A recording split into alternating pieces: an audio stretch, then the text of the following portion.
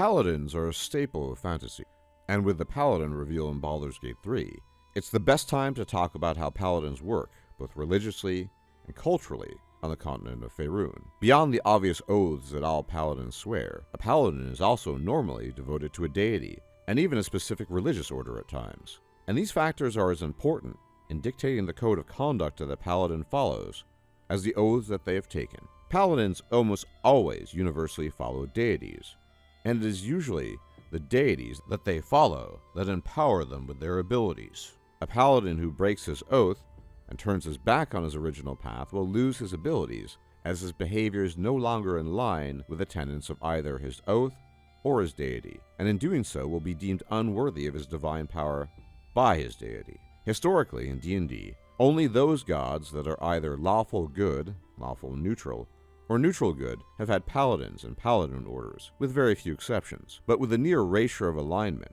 or at the very least a downgrading of its importance, that may have changed, as we might see going forward with future publications. One of the most prominent gods to sponsor well-known paladin orders, as well as professional paladins in general, is the god of justice, Tyr. This should not come as a particularly huge surprise, since the god of justice, law and good, would of course seek to promote these principles in his followers. The natural result of this would be paladins. Paladins of Tyr usually follow both the spirit and the letter of the law as best as possible, and actively look to promote the concept of justice in the world. And the two largest paladin orders of the god are called the Knights of Holy Judgment, who stress the lawful aspect of Tyr's portfolio, and the Knights of the Merciful Sword, who emphasize the good aspects of the god's portfolio. Knights of Holy Judgment specialize in the hunting down of criminals, and also specialize in the hunting down of devils, against which they have unique abilities. Knights of the Merciful Sword, on the other hand, focus on just that, mercy, the good and kindly aspects of the god Tyr, favoring the good over the law at times, and showing mercy in the face of the law, when possible. Both orders can be promoted to become members of the Hammer of Grimjaws, the most elite order of paladin followers of Tyr, but only if Tyr himself approves of the promotion, which he does either with a vision of his warhammer for approval, or a vision of his sword for rejection. Kelemvor is the god of the dead, who oversees the natural process of life to death. But unlike his predecessors, Jurgel, Merkel, and Cyric, who favored the creation and existence of undead, Kelemvor is vehemently opposed to both their existence and creation. As such, Kelemvor sponsors a paladin order called the Knights of the Eternal Order, whose sole purpose consists of rooting out and destroying powerful undead in Faerun, who violate the natural order of things. They work closely with Kelemvor's priesthood, and often serve as its martial arm in its effort to combat undead. And they are endowed with powerful abilities that make them more effective when confronting the undead. Mystra may be the goddess of magic, which seems to be at odds with the idea of a paladin order.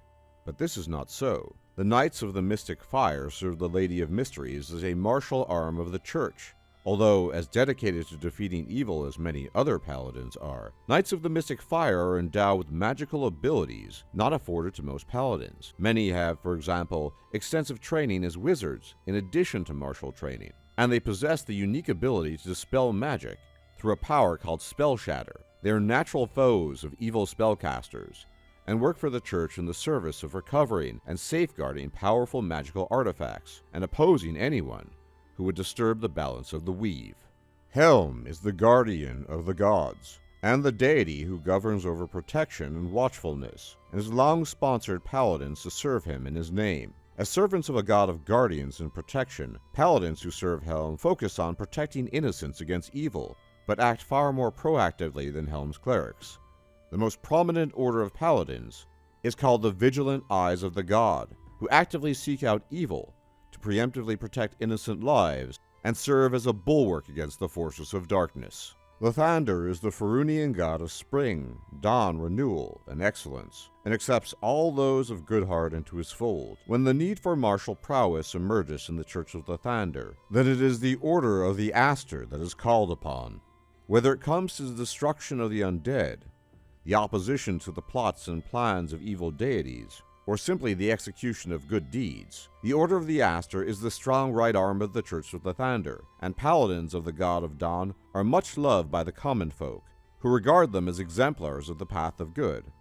often less concerned with the rigid adherence to laws and codes than are followers and paladins of more lawful deities. Ilmater is the god of suffering and perseverance, and is closely allied with Tyr, and a symbol of compassion and mercy throughout all of Faerûn. He has a surprising number of paladin orders that serve in his name, all with somewhat different approaches as to how to best combat evil, and what their focus is. The Companions of the Noble Heart are an order of paladins devoted to Ilmater, but focus on direct action and seeking out cruelty and destroying it. They are especially opposed to Loviator, who represents the polar opposite of Ilmater and what he stands for, going out of their way to slay her followers and destroy her artifacts and temples.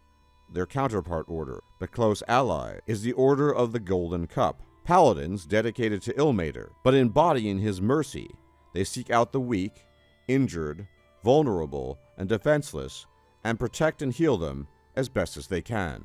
Of all the gods in Faerûn, there is perhaps none more iconic as the god of paladins as Torm the True, the Loyal Fury, the god of duty, loyalty, and courage. One of the few gods in the history of Faerûn to have actually sacrificed himself for his own principles and to protect the innocent. Paladins of Torm are the embodiment of everything one associates with the classic paladin from D&D of the days of yore. Chivalrous, dutiful, righteous, honest, and unswerving in their devotion to the cause of law and good. Such paladins often find themselves at the forefront of the battle against evil. The most well-known paladin order of the Church of Torm is the Order of the Golden Lion, which, interestingly enough, in addition to the classic tasks of paladins, is largely devoted to the service of other faiths and the reparation of the weave where it has been damaged. And lastly, as is customary, they are sworn to oppose evil faiths. This unique duty stems from the fact that when Torm was slain during the time of troubles in defense of his faith, the destruction that was wrought deeply affected the weave. The service to other faiths stems from the persecution that the faithful in Torm had participated in the city of Tantris against other good faiths in that city during the time of troubles, something that deeply troubled the god at the time. This threefold obligation is referred to as the penance of duty, as atonement for errors committed in the name of the faith of Torm.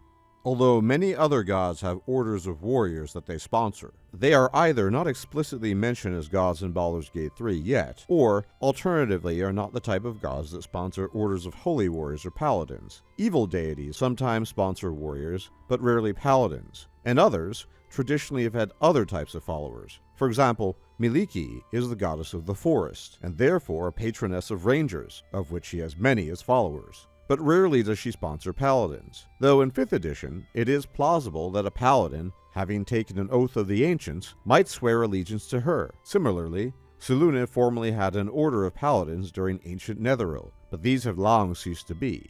As alignment has grown increasingly relaxed and paladins have become less rigid in their requirements compared to earlier editions, new paladin orders of other deities, or even the ones mentioned, could crop up, and as always, with the addition of mods, which I fully expect to be very expansive, both new paladin oaths as well as gods might be added. Hopefully this brief excursion into the gods and their paladins might offer you some role-playing inspiration for your paladin character in Baldur's Gate 3. As always, thank you for tuning in.